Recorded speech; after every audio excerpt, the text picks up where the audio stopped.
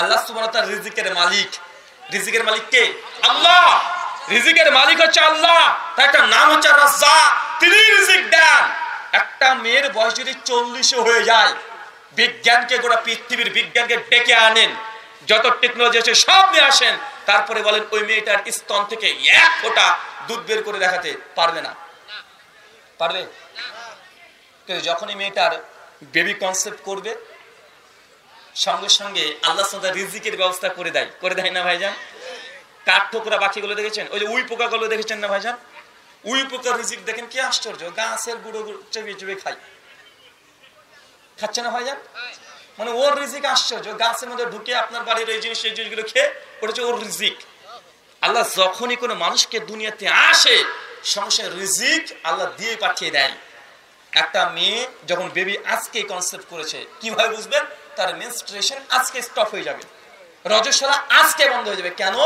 কারণ তার ওই যে নাপাক যে ব্লাড, রক্ত, ওই কানেকশনটা আল্লাহ কেটে দিয়ে ওই যে বাচ্চার নারীর সঙ্গে আল্লাহ যুক্ত করে দেয়। মানে এখন ওই রক্তটা বাচ্চার আজ থেকে খাবার, রিজিক। এটা কোন পৃথিবীর মানুষ করতে পেরেছে? কেউ করে? এটা আল্লাহ সুবহানাহু ওয়া তাআলা রিজিকের মালিক, এটা হচ্ছে তার প্রমাণ যে আল্লাহ কানেকশন করে দিয়েছে। রক্ত, নাপাক রক্ত, ওটা বাচ্চাটা খেতে খেতে খেতে খেতে 9 মাস 10 মাস পেটের মধ্যে রক্ত শিশে শিশে সে বড় হচ্ছে, মানুষের রূপ ধারণ করছে। যখন এই দুনিয়াতে আসছে, নারীটাকে কেটে দিবে। কোথা থেকে যে মায়ের স্তনে একদম দুধের ফ্যাক্টরি হয়ে যায়। 2.5 বছর যতদিন সেটা ঠিকভাবে দুনিয়ার সমস্ত খাবার খেতে পারে না, ততদিন মায়ের স্তন থেকে দুগ্ধ চলে আসছে। আসে গেছে না কথা বলে? আল্লাহ রিজিকের মালিক। আপনি চিন্তা করতে পারছেন এখানে আমাদের কোনো হাত আছে? ওই মেয়েটাও জানে না কিভাবে তার মধ্যে এই স্তনের মধ্যে দুগ্ধ চলে আসছে, বুঝাও না, কেউ জানে না। আল্লাহ অটোমেটিক তিনি কানেকশনটা জোড়া দিয়ে দেয়। কেন? এই রক্তকে আল্লাহ সুবহানাহু ওয়া তাআলা সেটা খাবার বানিয়ে দিচ্ছে। মানে যখনই দুনিয়াতে ছেলেটা আসবে, মায়ের স্তনে তখন দুগ্ধ চলে আসলো, আবার মেনস্ট্রুয়েশন শুরু হয়ে যায়। হয় কি হয় না কথা বলেন? এটা আল্লাহ রাজ্জাক, আল্লাহ রিজিক দাতা। একটা মেয়ে যতদিন বাবার বাড়িতে আছে, ততদিন ওই মেয়েটার রিজিক আল্লাহ তার বাবার আমলনামায় দেয়। কার আমলনামায় দেয়? বাবার আমলনামায়। যখনই বাবার কাছ থেকে মেয়েটা তার স্বামীর বাড়িতে চলে যাবে, কিভাবে যে আল্লাহ তার বাবার রিজিক যে তুলে দিবে বাপ নিজে বুঝতে পারবে না। আর স্বামীর ইনকামের মধ্যে আল্লাহ কিভাবে যে রিজিক দিয়ে দিবে ওই স্বামী নিজে বুঝতে পারবে না। কেন? কারণ মেয়ে তো ইনকাম আলাদাভাবে করবে না, কিন্তু রিজিক তো নির্ধারিত আছে। মিশকাত হাসানাহ 5300 আল্লাহ নবী বলছেন, দুটো জিনিস মানুষকে তন্ন তন্ন করে খুঁজে বেড়ায়। কয়টা জিনিস? কথা বলেন, কয়টা জিনিস? দুটো জিনিস। এক, মৃত্যু। যেখানেই থাকেন, যদি আপনার তাকদীরে লেখা থেকে আপনি কলকাতা মেডিকেল নীলরতন হসপিটাল আপনার মৃত্যু হবে আগামীকাল 12:15, আজকে এখানে আপনি আলোচনা শুনছেন কিভাবে কালকে 12:15 যে আপনি ওই কলকাতা মেডিকেল হসপিটালে চলে যাবেন, এটা আপনি নিজেও জানেন না। জানেন? কথা বলেন। মৃত্যু মানুষকে খুঁজে বেড়ায়। যতই আপনি লুকানোর চেষ্টা করেন না কেন, আপনি ধরতে পারবেন না। যেখানে মৃত্যু, অটোমেটিক আপনি সেখানে উপস্থিত হয়ে যাবেন। কারণ মানুষকে মৃত্যু খুঁজে বেড়ায়। আর একটা জিনিস হচ্ছে রিজিক। কি জিনিস খুঁজে বেড়ায়? রিজিক। যতক্ষণ পর্যন্ত প্রাপ্ত রিজিক আপনি না পাচ্ছেন, আপনার মৃত্যু হবে না। আল্লাহ রিজিক যা দিয়েছে, যে কোনো মূল্যে সে রিজিক আপনি পাবেনই পাবেন, যে কোনো মূল্যে পেয়ে যাবেন। যতক্ষণ রিজিক কমপ্লিট না হচ্ছে, ততক্ষণ পর্যন্ত আপনি দুনিয়াতে বেঁচে থাকবেন। ধুক ধুক করে হলেও বেঁচে থাকবেন। কারণ রিজিকের সঙ্গে মৃত্যুর নিগুড় সম্পর্ক। আপনি বুঝতে পারলেন না রিজিক কি জিনিস। কারণ রিজিক যতক্ষণ আছে ততক্ষণ জীবন আছে। আমার একটা বন্ধু কয়েক বছর আগে আমাকে বলছে যে ভাই, তোমার সঙ্গে একটা কথা শেয়ার করতে চাই। আচ্ছা বলো, কি বলতে চাও? আমার বন্ধু, ক্লাসমেট ছিল। ও এখন ছোট্ট একটা দোকান চালায়। বলছে যে আমার আব্বা প্রায় 10 বছর ধরে অসুস্থ ছিল। 3 বছর ধরে, এমনি 10 বছর ধরে অসুস্থ, আর মেজর বড় অসুস্থ 3 বছর ধরে। ওইটা প্রায় 3 বছর ধরে আমার আব্বা অসুস্থ ছিল। তো ভাই আমার আব্বা গত 3 মাস হলো মারা গেছে। আমি তখন ইন্না লিল্লাহি পড়ে তার আব্বার জন্য দোয়া করলাম। তো আমাকে বলছে তুমি বসো, তোমার সঙ্গে একটা কথা শেয়ার করবো। তা আমি বসলাম। তখন বলছে যে আমার আব্বার পেছনে প্রত্যেক দিন যখন জীবিত ছিল, প্রতিদিন 100 টাকার করে ওষুধ লাগতো। কত টাকা? 100 টাকা। 100 করে যদি হয় মাসে কত হয়? 3000 টাকা। যখন এই কথা বললো, তার কথা আমি ধরতে পারছি না কি বলতে চাচ্ছে। উনি তখন বলছেন যে ভাই, আমার আব্বা গত 3 মাস হলো মারা গেছে, আর আমি 100 টাকার করে প্রতিদিন আগে ঔষধ কিনে আনতাম। আর আমার ব্যবসা খুব বড় না, মানে গোটা দোকানের দাম হয়তো 20,000 টাকা হবে না, প্রতিদিন হয়তো 300, 400, 500 টাকা করে ইনকাম করে। কোনোদিন যদি একটু বেশি ইনকাম হয়ে যায় তো লাভ্যাংশ বুঝতে পারে, এরকম ছোট অল্প বয়সের বুঝতে পারে না হয়ে যায়। তো বলছে যে আমি প্রতিদিন দোকান বন্ধ করে ঔষধের দোকান থেকে 100 টাকার ওষুধ কিনতাম, গিয়ে আব্বাকে দিতাম। প্রতিদিন একসঙ্গে তো অত ওষুধ কিনে যাবে না, তাই প্রতিদিন ইনকাম করতাম, প্রতিদিন আব্বার জন্য ওষুধ কিনে নিয়ে যেতাম। মাসে 3,000 টাকা 3 বছর আমি চালিয়েছি। আব্বা মারা গেছে, আমাকে প্রশ্ন করছে পাল্টা, কিন্তু আব্বার মারা যাওয়া 3 মাস হলো, এই 3 মাস কিন্তু আমি কোনো ওষুধ কিনিনি। তার মানে ওষুধের যে টাকা 100 টাকা করে প্রতিদিন, এটা সেভ হওয়ার কথা কি কথা নয়? কথা বলেন, এটা বেঁচে যাওয়ার কথা না? বেঁচে যাওয়ার কথা। ওই যে ভাই 3 মাস হয়ে গেল, এখন আব্বার ওষুধ কিনি না, কিন্তু মাসে তোমার 3,000 টাকা অতিরিক্ত হওয়ার কথা। আমি খুব বড় ব্যবসায়ী না যে আমার ক্যাশ বেড়ে গেলে বুঝতে পারবো না, আর 3,000 বেড়ে গেলে বুঝতে পারবো, কারণ মাস শেষে আজ 2,000 টাকা বেশি সেভ থাকে না, মানে 3,000 টাকা এটা তো বাড়ার কথা। কিন্তু ভাই 3 মাস ধরে আমার যেরকম আগে ছিল ঠিক ওরকমই আছে, বেচা কিনা ওরকম, কিন্তু আমি দেখতে পাই না 3,000 টাকা যায় কোথায়। এটা হচ্ছে রিজিক। বাপ যতদিন ছিল আল্লাহ তার রিজিকে বরকত দিয়েছে ততদিন। বাপ যখনই চলে গেছে, বাপের সঙ্গে সঙ্গে কবরে রিজিকও চলে গেছে।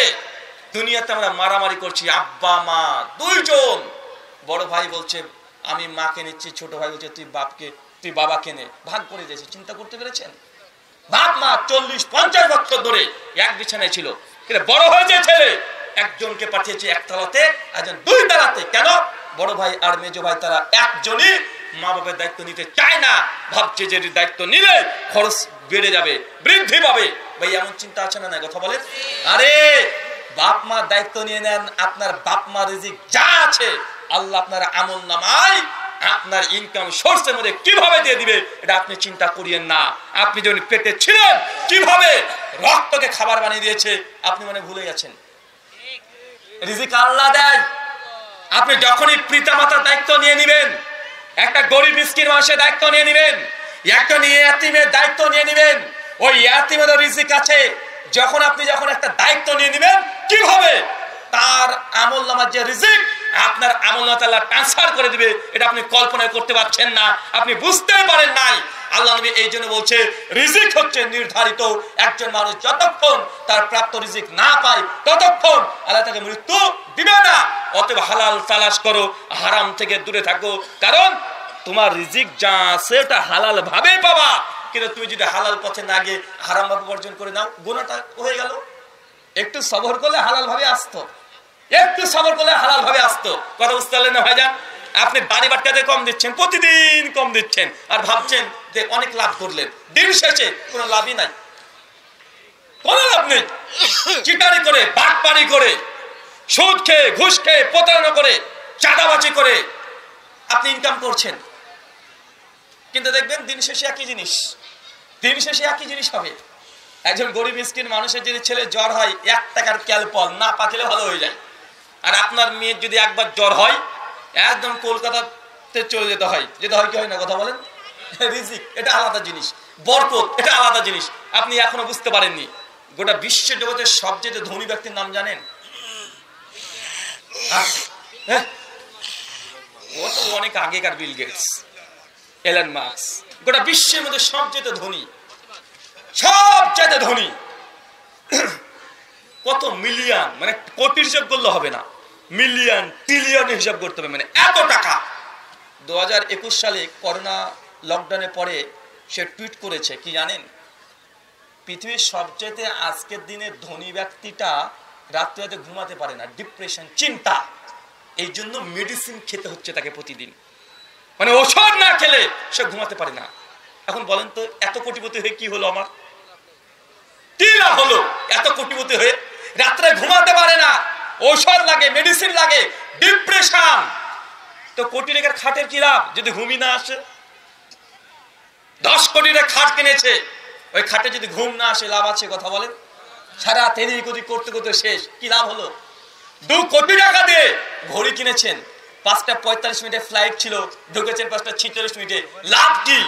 আপনি টাকা আছে ঘড়ি কিনেছেন, যদি সময় মতো না পৌঁছাতে পারেন কোন লাভ আছে? কথা বলেন। ঘড়ি কিনেছেন, সময়টাকে কিনতে পারেন না। বিল গেটস নয়, এলন মাস্ক প্রতিদিন রাত্রিবেলাতে সে ঔষধ নিচ্ছে। এখন আপনি চেক করেন, গুগল চেক করেন, এখন মানুষকে ধোকা দিয়ে বক্তৃতা দেওয়ার জোগাড় নাই। সবকিছু এখন সোশ্যাল মিডিয়ায় ঘাটাঘাটি করলে পাওয়া যায়। পাওয়া যায় কি যায় না? পাওয়া যায়। গুগলে এখন চেক করেন, প্রতিদিন সে এখন কি নিচ্ছে? মেডিসিন নিচ্ছে একটু ঘুমানোর জন্য। কোন মানুষটা বলেন তো? সবচেয়ে ধনী মানুষটা। আপনি টাকা ইনকাম করার জন্য রাত থাকছেন, আর ও ঘুমানোর জন্য ওষুধ খাচ্ছে। ঘুমানোর জন্য ওষুধ খাচ্ছে। আর একটা আপনাকে নিউজ দিই, এলন মাস্কের ওয়েবসাইট ঘেটে দেখবেন, নিউজগুলো দেখবেন। CNN 2022 সালের 18 ফেব্রুয়ারি নিউজ করেছে যে এলন মাস্ক তার মেয়ের বয়স যখন 18 বছর, তার মেয়ে সুপ্রিম কোর্টে মামলা করেছে। কি জানেন? যে তার বাপ এলন মাস্কের সঙ্গে সম্পর্ক রাখতে চায় না, যেন আমরা ত্যায্য পুত্র করি। ও নিজে থেকে তার বাপের সঙ্গে সম্পর্ক রাখতে চায় না, ছেড়ে দিয়েছে বাপকে। আচ্ছা বলেন তো, এলন মাস্কের কিসের কম আছে? টাকা পয়সা, সম্পত্তি, খ্যাতি, কি কিসের কম আছে? সবচেয়ে ধনী ব্যক্তির মেয়েটা তার নিজের বাপের সঙ্গে সম্পর্ক রাখতে চায় না। তো জীবনটাকে কি মনে করলেন? জীবনটাকে মনে করছে আপনি অর্থ উপার্জন। তো এই মেয়েটা, সবচেয়ে ধনী ব্যক্তির মেয়েটা তার বাপের সঙ্গে সম্পর্ক রাখতেই চায় না। এলন মাস্ক যখন প্রথম বিয়ে করে, টোটাল তার 3টে স্ত্রী। কয়টা স্ত্রী? টোটাল 3 জন স্ত্রী। প্রথম যখন বিয়ে করেছে, বিয়েটাই প্রথম স্ত্রী তার সঙ্গে সংসার করেছে 6 বছর। কত বছর? 6 বছর। 6 বছর পর এলন মাস্ককে ডিভোর্স দিয়ে দিয়েছে। মানে এলন মাস্ক তার স্ত্রীকে দেয় না, তার স্ত্রী এলন মাস্ককে দিয়েছে যে তোমার সঙ্গে সংসার করা সম্ভব নয়। আবার দ্বিতীয় বিয়ে করেছে, 4 বছর পর বউ চলে গেছে। তৃতীয় বিয়ে 2 বছর পর চলে গেছে। এখন এলন মাস্ক খালি, মানে তাকে কেউ বিয়েই করছে না, নেন ফেলা। আমি ওই আপনার ওই হুজুরের মতো না যে আমি ভুল ভাল কথা বলছি। আপনি CNN এর শুধু এলন মাস্ক লিখে দেন, তার মেয়ে তার কাছ থেকে যে মানে ছাড়াতে চেয়েছে, পিতার সঙ্গে সম্পর্ক রাখবেন, আপনি এখন ঘাটাঘাটি করেন, পেয়ে যাবেন। না আপনাদের বাংলাদেশে তো চাপাবাজ বক্তা একজন আছে, মানে ও মাঝে মাঝে নাকি ওই ব্রিটিশ কিসে যেন ইংরেজি পড়ায়, ফুটবল খেলায়, মানে আছে না ভাইজান? তো আপনাকে যে কথাগুলো বললাম, কে আছে বলার দরকার নেই। মানে আপনাকে যে কথা বললাম যে এলন মাস্কের 3 জন স্ত্রী পর পর তাকে ডিভোর্স দিয়েছে, খালি, মানে বউ নাই। এবং চিন্তা করেন, তার পৃথিবীর সবচেয়ে ধনী ব্যক্তি, এ বড় ধনী কোটিপতি হয়ে কি লাভ হলো? না বউ আছে, না মেয়ে আছে, না রাতে ঘুম আছে, টেনশন এসে এখন রাত্রে তো ওষুধ গিয়ে ঘুমাচ্ছে। এখন বলেন তো, তার চেয়ে আপনি বেশি ভালো আছেন কি নাই? যুবক মনে করছে যে কোটি কোটি টাকা ইনকাম করলে মানে সফলতা আছে, কোটি কোটি টাকা ইনকাম করলে মানে শান্তি আছে। জি না, যত আপনি কোটি কোটি টাকা উপার্জন করবেন তত টেনশন, ডিপ্রেশন, কত কি। এখন আপনি ওয়েবসাইট সার্চ করে পৃথিবীর সবচাইতে 10 জন ধনী ব্যক্তির নাম লিখেন, তাদের সকলকে পাবেন অধিকাংশই তার ডিপ্রেশনে ভুগছে, অধিকাংশ। আচ্ছা আমাদের ভারতের কপিল শর্মা একটা এপিসোড হয়, হ্যাঁ হয় না? কপিল শর্মা সবাইকে হাসায়, মানে এত হাসায়, জনপ্রিয় গোটা বিশ্বে। অথচ লকডাউনের সময় আমাদের ইন্ডিয়ান নিউজ চ্যানেলে ছাপিয়েছিল যে কপিল শর্মা লকডাউনের সময় এতটাই ডিপ্রেশন, নিজেকে সুইসাইড করতে গিয়েছে। যে মানুষ গোটা বিশ্বের মানুষকে হাসাচ্ছে, ও নিজেই সুইসাইড করতে যাচ্ছে। দীপিকা পারওয়াল সিনেমার নায়িকা আছে না, সুইসাইড করতে গিয়েছিল। কতজন দেখবেন বড় বড় ধনী ব্যক্তি, টাকা পয়সা সম্পত্তি কোনো দিকে কোনো কমতি নাই, তারপরেও বাস্তবতা যখন তারা পৌঁছে গেছে, মানে দুনিয়ার সব সুখ ভোগ করে নিয়েছে, তারপরে দেখছে যে না কিছুই নাই। আসলে আপনি যেটাকে ভাবছেন সুখ, তাদের কাছে সেটা পেয়ে গিয়ে বলছে এই জীবনটা সবচেয়ে খারাপ, আবার তারা আগের জীবনে ফিরে আসতে চাচ্ছে। ভাই আসছে কি আসছে না? কথা বলে আসছে। আল্লাহ সুবহানাহু ওয়া তাআলা মুসলিম উম্মাহকে তুমি কথাগুলো বোঝার তৌফিক দান করে সকলে পড়ি আমিন। আল্লাহ যে ইবাদতগুলো আমরা করছি, ইবাদতগুলো তুমি আমাদের কবুল করে নাও, সকলে পড়ি আমিন। আপনাদের মধ্যে যারা আছেন, আপনাদের আছে না, কমিটি আছে না? হ্যাঁ আছে, ছেলেরা রেডি আছে? ওই ছেলেরা একবার জানতো ভাই, ইনশাআল্লাহ হালাল পকেটে যা আছে 1 টাকা হলে 1 টাকা আজকে হালাল দিয়ে দেন। আর আল্লাহর কাছে দোয়া করেন যে আল্লাহ আমার এই রিজিক বা আমার যে ইনকাম, এই ইনকামের এই অংশটা আজকে এই আপনাদের মাদ্রাসাতে দান করলাম, দেওয়া যাবে ইনশাআল্লাহ? বলেন তো আপনার পকেটে যে টাকা আছে, টাকার মালিক কে? মিম্মা রাযাকনাহুম। আল্লাহ বলছে আমি তোমাকে যে রিজিক দিয়েছি, এই রিজিক থেকে ব্যয় করো। মানে পকেটের টাকাটা আপনার না, কার টাকা? পকেটের টাকা কার? এটা আল্লাহর টাকা, আপনাকে দিয়েছে, আপনি আল্লাহর কাছে ফেরত দিতে পারবেন ইনশাআল্লাহ। ইনশাআল্লাহ। আচ্ছা দ্রুত দ্রুত আর চলে যাও, এই কজন আরো চলে যাও ভাই। যা আছে 1 টাকা যদি থাকে 1 টাকা, 10 যদি থাকে 10 টাকা, 50 যদি 50 টাকা, হালাল টাকা দিয়েন, হারাম দিয়েন না। আচ্ছা কে কে হালাল টাকা ইনকাম করেন একবার হাত তোলেন তো। মাশাআল্লাহ, আল্লাহ তুমি কবুল করো, আমিন। আচ্ছা কে কে 100 টাকা করে দিবেন না, তারা হাত তোলেন তো, 100 টাকা করে।